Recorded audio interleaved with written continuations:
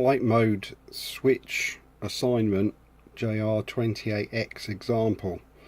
So now I want to change where the idle up 2, currently called stunt 2, is assigned to what switch. So we click on the switch icon here.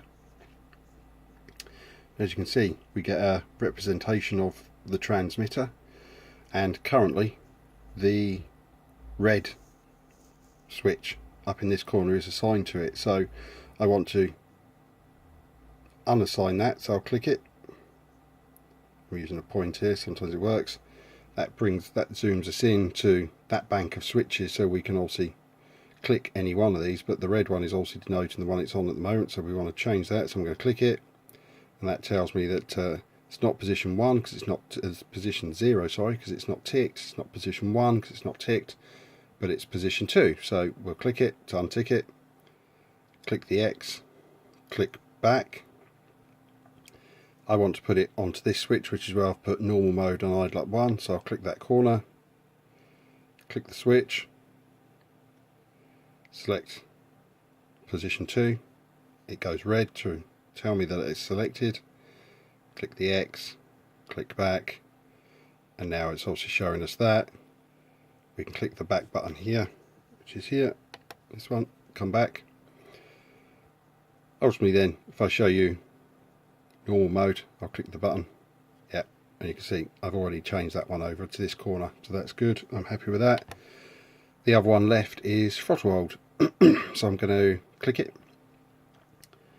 And actually, looking at that, it's not currently assigned to anything, so I'm going to put it up the back here.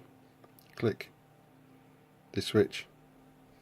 I'm in position 1, which turns out to be the position where the switch is forward towards me rather than back. Click it, goes red. Click X, click back, and now we've also got it assigned to that switch, which is perfect. So I can click the back. So now if I flick that top switch over here, it will read out stunt 1, stunt 1, stunt 2, stunt 2. I don't like those. We're going to change them, so let's put something else in. So we'll click that, and we can rename, delete it. Not that it makes any difference, but I always put a capital I D L E space up, and I'll call this one idle up 2. Click next. Now that you can see is obviously changed, but if I still flick that same switch back to 1, stunt 1, stunt 2, it hasn't changed yet until I exit this menu. Now it will. Stunt 1, idle up 2. Yeah, and there we go. As soon as you exit that, it changes the voice prompt that is then assigned to that switch position, which is quite good. Obviously now we're back out into one of the system menus, so I can flick through it.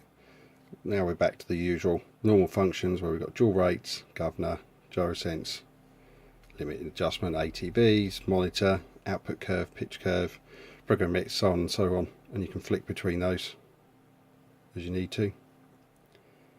Oh, I've accidentally hit the travel limit one. We're not going to do anything like that yet, so we'll cancel it. Hope you enjoyed this first video. I'll try and bring some more up soon. Cheers, bye.